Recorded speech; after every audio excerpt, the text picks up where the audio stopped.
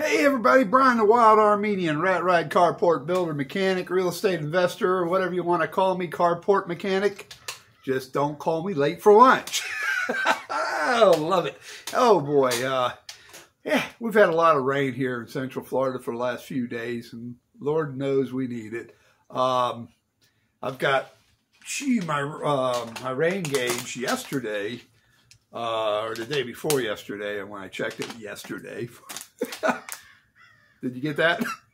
It was the day before yesterday when we had a big downpour, and I checked the rain gauge yesterday, and I had 3 inches of rain on the rain gauge. I poured it out. And, I just walked by it, and I started talking about it, and I forgot to look at it this morning. But I did look at it last night, in the evening, and it was almost up to an inch. So whatever happened over the wee hours in the morning, I'm sure we're at over an inch for sure, which is good. We need it. Agua. We need more water, right? It's always a good thing. The flowers are digging it. Little backstory for those who just tuned into my channel for the first time. Thank you. Welcome. A little backstory on me. I retired at 65.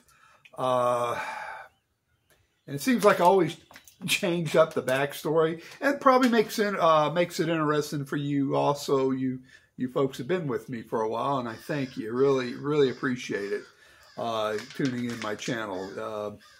And my backstory was I retired again at 65. Man, I wish I could have, legally I could have started collecting Social Security at 62. And boy, let me tell you, there wasn't a day when I hit that I was ready. Man, let me put my water down here. And man, I remember a guy at work saying, on that, he goes, I bet you just like that now. You could just quit because you got to, and I said, yeah, really, that was a good feeling, for a while, but it just got to the point I was done. And, I was watching, I like Grant Stefan's show. He's awesome. I love that guy. And he helps a lot of people, got great advice. I watch Dave Ramsey and Kevin O'Leary from the Shark Tank. I like guys like the entrepreneurs, I like people like that. And, where was I going with? Oh, anyway, but I talk about I work for this company for 12 years, and sometimes I'm almost ashamed that I went and worked for somebody. And I don't know, something I have to just get over. I've had to accept the fact, that I had to. It was a blessing, really, to be able to work for somebody. But it just felt like I had to really humble myself because I was self-employed for many years. I had my own shop and I had my own business, and then I also dabbled in real estate. And then, the market took a turn for the worse in 08, and then I had a mobile repair business, and I don't know if I've seen a few videos. I had this old square body 3/4 ton utility truck. I still have it, and it's a square body. They're becoming antiques now, collector's items. Go figure. It was my work truck, and I had that thing full with tools, and I'd go hit the horse farms and work on farm implements, whatever they had, tractors, loaders. Well, tractors had the loaders on them, but anyway, backhoes and stuff like that, John Deere gators, you name it, weed eaters even, believe it or not, and manure spreaders. That doesn't sound glamorous, but hey, made money, man, and I enjoyed it. I mean, I really did. And then the economy took a turn for the worse, and I held on there for my entrepreneurship, kept struggling away. I got a security license, and I started working part-time, doing, gigs. I worked for John Travolta and Kelly Preston. I worked at the hospital doing security. I worked at the college doing security, all little security jobs part-time to supplement my business, And it got to the point where I used to have these file cards, basically I use Recipe Box, and I put the recipe cards. I had a stack of customers like that, these horse farms, and I had all their pertinent information, also the equipment they had too. I wrote down all the serial numbers and makes and all of their pertinent equipment that they counted on to get the job done, you know. And it got to the point where these farms were just folding up. And these people had money. They're wealthy. But the one thing for sure, when we hit a down and a bad economy, people with money start tightening up, you know, and I don't know where they go. You know, they put their horses on the trailer and they took off. You know, sayonara, they're out of here. And that's what happened. You know, that's what happened to me. I don't know if it happens to other people in other counties or cities or whatever states, but it's what happened to me. And so it got to the point where you just get, I said, well, I wasn't even nowhere retirement age. I was in my 40s. And pretty sure I got to think, yeah, I was in my 40s. That's right. Or into my early 50s. So that was a devastating blow. And I'm thinking, you know, here I am trying to maintain my entrepreneurship, plus build a future, had a rental unit. And, you know, I knew one day I'm going to need to retire, you know, and that was very concerning, you know. And I got a job. I went ahead and humbled myself and got a job, you know, Monday through Friday. And probably was the best thing that happened to me. I ended up striking with cancer. I had a colon cancer and over stage 2, almost stage 3, you know, getting there. And it was severe. So I was blessed because I never had really health insurance. And with the company, they had health insurance, and right when it kicked in, it seemed like a month later I got diagnosed. So it was a blessing from God. I really believe that, you know, my heart's true. I mean, really heart. So, you know, it worked out. Things work out the way they work out, and sometimes I had to humble myself to get there, and so. You know, when I'm getting back to watching these guys on TV, a lot of times it's almost like, even to this day, I'm going, man, I had to work for somebody. I felt like a failure, you know, and it's just, it's something like, I don't have no room to talk. I should shut up, you know. You're not like those guys, Brian. But you know what? I was playing those silly mind games with myself, and then suddenly, I came to sanity and going, you dummy, you're retired. You're free. What are you doing, man? And you know, you get that way. I don't know. It's like, I love that song. I mentioned it in one of my videos a while back from Boston. All, you know, peace of mind, you know. People living in competition. All I want is my peace of mind. And you know, now that I really think about that, that's what I have, my peace of mind today. And my job this week was, between the rain, of course, I'm not working on the this one here, the 50 Ford. I got it, the cab hanging from the gantry crane there. And let me show you that. I'm thinking you probably can't see there. And it's raining, you know, and I'm not going to get out there with the welder and start welding. I don't feel like becoming a crispy critter.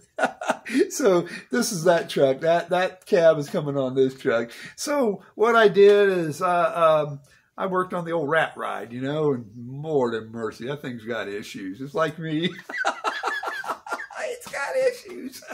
But yeah, you know, and I'm thinking, wow. I don't know what I'm starting to feel like I don't, you know, I started watching these videos and thinking I don't compare to these guys.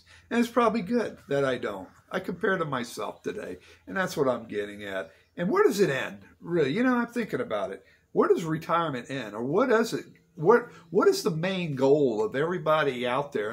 And please chime in. And I'd like to hear some input from people. You know, what is enough?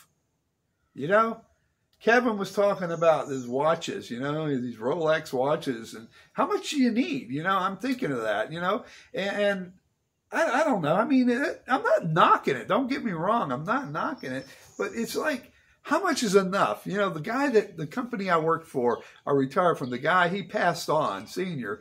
but he was making $5 million a day. You know, his wife still makes it, you know, but she's still alive. But you know what I'm getting at? He got up. I get there at work. You know, I get up 4 o'clock in the morning. I was there by 5 o'clock, you know, 5:30. And he would pass me. Here's a guy that made $5 million a day. And if you better be out of his way, he'll run you over. It was like, and I remember he'd sit there and talk to me, and he'd ask me about real estate. He knew I was dabbling on that, and it was really cool, you know. And some mornings I talked, and he'd go, "Oh, I better hurry up. I don't want to look bad," you know. He was worried about, you know, he's the man. He's the guy that owns the company. He's the dude. You know, and I'm thinking, wow, you know, where does it end? You know, where does it go? You know, and that, you know, and it's the whole thing is it's just like that, going back to that Boston song. You know, peace of mind. That job, what that old man did, made him happy. And that's the main thing. He was happy. That was his life. That was his wheelhorse, you know. And that is cool. That is really cool. And with that, you know, I think sometimes people, they just like to work, and that's good too, and they like to chase that dollar. And that's okay, I guess, you know. I mean, that's all right. As long as you don't worship the money. You know, that's the thing, and it says that in the Bible, and I don't know. Forgive me, I've lost where it is. It says, do not worship money. You know, and that's it. You know, don't put money before God, and that's the whole thing. And as long as you're not worshiping money, and it all comes about all because of money, you know, then it's okay. I really believe that. With me, I'll tell you what, I look at it, and sometimes I have to really do like an inventory of what I've got and what I'm grateful for. And I'll tell you what, I have a lot to be grateful for, you know. Excuse me, all the things that's happened in my life, you know, the bankruptcies and cancer and health issues and illnesses I had. And the trials and tribulations of my life, I'm really grateful to be at this point in life. I really am. And you know, my retirement today is a gift. Yeah, I thought about that. That's what a gift. And I know what day it is. It's Saturday, you know, and to me, it's just another day. You know, and I don't have to, you know, usually when I'd work Friday and then Saturday. Okay, it's nice. I don't have to work today, but I knew Sunday would come, and then Monday I'd have to be back to work. And even, you know, let's roll it back. Let's roll it back to when I was self-employed all those years. It was kind of like the company, the shop I had owned me, and that's the thing too. That's something I noticed when I started working for these folks for 12 years. That was a relief. When I went home on Friday, I didn't have to worry about it. You know, whatever job I was working on, you know, I just have to worry about it the next day. You know, that was the good things, I think, really. So I know I'm not knocking being a small businessman, but that was a relief. I would say that, because when I had my own shop, it governed my life, you know, and I'd work until late in the evenings. When I went home on the weekends, if there was a car or something waiting on a part for a vehicle, or a company truck, an air conditioning, refrigeration van, or whatever, that, you know, the guys needed it for their work, that would bug me, you know. So it's kind of like I couldn't enjoy my weekends, because I knew Monday I was going to have to start calling to find out if I got the part in, or, you know, and it was just a mess, you know, and the bills would come in, and then, you know, you stretched out, and you Snap-on tool truck, the Matco tool truck, the Cornwell tool truck. It was just, you know, light bill, insurance, and all that stuff, advertising, the phone book. Gosh, it was a mess. You know, I'd always have to, it controlled me. It really did, you know, really did. Working for myself. It was kind of like I created my own monster, my company, and it was corporated too. And then when I had the rental, also that kind of controlled my life too. So it's now I look back at it, it really, you know, okay. So I went to work for somebody. I had to humble myself. I had to put up with some folks. I mean, Lord, I won't do that to myself anymore. Oh, God. Oh, did I snort? Sorry about that. But anyway, yeah. So, you guys out there, how much does it take, really? And where does it end? And when you're looking, if you're looking to go into retirement, look at it this way. I don't know what you need to retire, but I know one thing. The best thing to do is to be debt free. I mean, if you can, all possible. You got to know what comes in and what goes out. And unfortunately, when I was back in school, they never taught us that kind of stuff. You got your assets and your liabilities, and nobody ever taught that. And that's a shame. But nowadays, I think that this new modern generation they've gotten open to the internet more and more, and the younger generation is pretty wise to it. I got confidence in the millennials. I really do. So hang in there. There's a lot of things important today, and you know what they're going to be. My Lord Jesus Christ, my wife, I always say that. I better say that. I mean it. My kids, I love them. Definitely. My family, my friends, my country, USA. Hey, and you folks, please, by all means, please take care of yourself, and God bless you.